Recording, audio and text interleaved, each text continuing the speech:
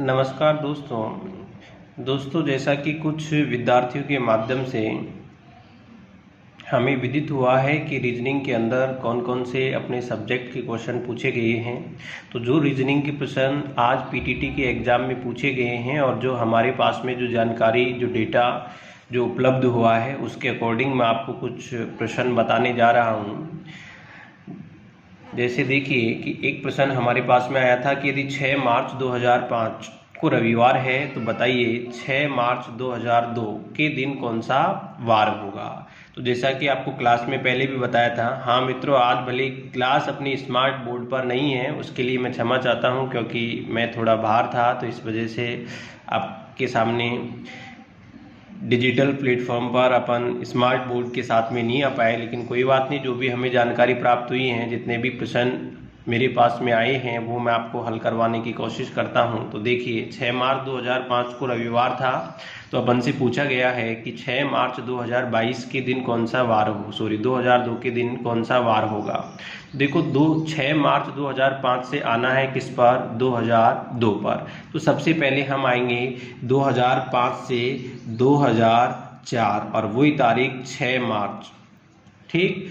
फिर 2004 के बाद में हम आएंगे 6 मार्च 2003 पर। क्लियर है। फिर इसके बाद में हमें ज्ञात करना है कहाँ का, 6 मार्च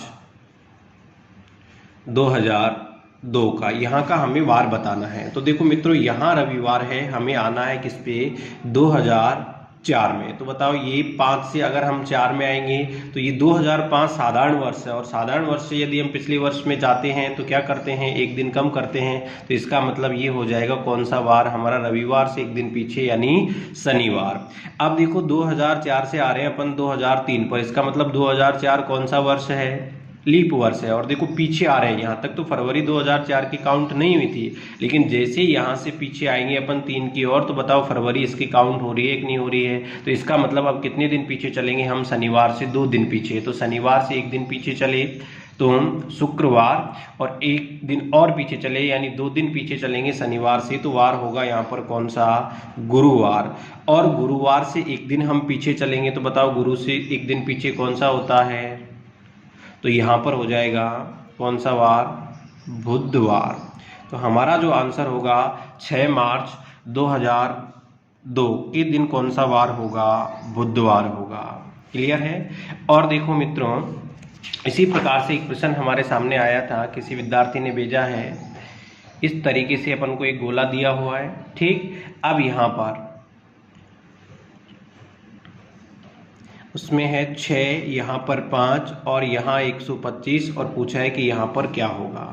क्लियर है। तो देखो यहाँ ये 5 का क्यूब अगर हम देखें तो 5 का क्यूब होता है कितना, 125। तो बताओ 6 का क्यूब कितना होगा, तो 6 का क्यूब जो है वो हो जाएगा कितना, 216। तो आंसर जो होगा मित्रों वो क्या होगा, 216। इसी प्रकार एक प्रश्न आया है कि कार चलती है कहाँ पर, सड़क पर।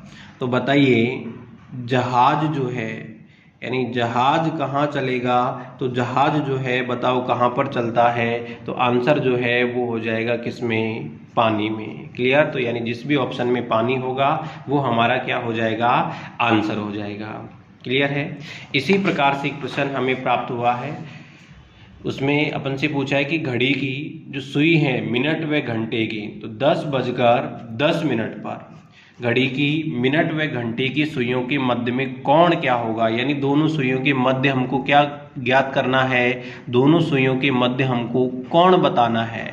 तो बताओ कोण ज्ञात करने का क्या फॉर्मूला होता है, तो अपना फॉर्मूला होता है m into 11/2 minus 30h। m का मतलब मिनट, तो बताओ कितने मिनट है, 10 मिनट है। तो यहाँ पर हो जाएंगे 10 गुणा में 11/2 माइनस 30 गुणा में h का मतलब हावर्स जो है कितने, 10। ठीक। तो ये 5 बार कटेगा, 11 को 5 से गुणा किया तो 55 माइनस 30 को 10 से गुणा करेंगे, ये हो जाएगा कितना, 300। और अगर 300 में से हम 55 घटाएंगे तो बताओ आंसर क्या आएगा, तो यहाँ पर जो आंसर जो है वो हमें प्राप्त होगा वो हो जाएगा कितना, यानी 245 डिग्री। तो बताओ घड़ी की दोनों सुइयों के मध्य जो कोण होगा वो क्या हो जाएगा, 245 डिग्री। क्लियर है।